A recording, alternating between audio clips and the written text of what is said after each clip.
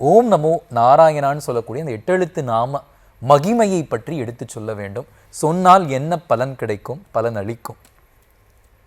எட்டெழுத்து மந்திரம்.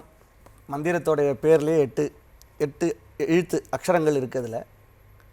அதில் முதல்து சொல்லக்கூடியது பிரணவம்னு பேர், ரெண்டாவது நமஹான்னு அர்த்தம், மூணாவது நாராயணாயான்றது வார்த்தை. இது எல்லாத்தையும் பிரணவம் 1, நமஹா 2, 3, நாராயணாயா 5, இதுதான் 8 எழுத்து. இந்த மந்திரத்தால் நம்மளுக்கு என்ன அர்த்தம் கிடைக்கிறது அப்படின்னா, நான் என்னை சேர்ந்தவன் இல்லை, அதாவது நான் சொல்லக்கூடிய இந்த ஆத்மா ரொம்ப பெரிய வேதாந்த பொருள். இந்த ஆத்மாவானது எப்பொழுதும் எம்பெருமானை முன்னிட்டு எம்பெருமானுக்காகவே தொண்டு புரிவதற்காக ஏற்பட்டது அப்படின்றது அந்த முதல்னு சொல்லக்கூடிய பிரணவத்தினுடைய அர்த்தம். இந்த ரெண்டாவது சொல்லக்கூடிய நமஹா அப்படின்ற வார்த்தையானது, நான் எனக்குரியவன் அல்ல, நீ என்னை சேர்த்து கொள்ள வேண்டும் அப்படின்னு பெருமாள் கிட்ட பண்ணக்கூடிய சரணாகதியை சொல்லுறது.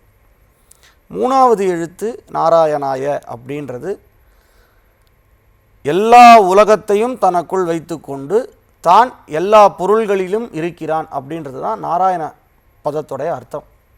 இப்போ கடைசியில் ஒரு ஆய அப்படின்னு ஒரு வார்த்தை இருக்குது, நாராய நாய ஆயன்னு இருக்கும் இல்லையோ, அந்த ஆயன்றது என்ன சொல்கிறதுன்னா, அந்த நாராயணனை தவிர வேற ஒருத்தருக்கும் நான் சரணாகதி பண்ணவில்லை, அந்த நாராயணன் தவிர வேறு ஒருவரும் எனக்கு தலைவன் இல்லை அப்படின்னு சொல்லக்கூடியதான் இந்த 8 எழுத்து மந்திரம்.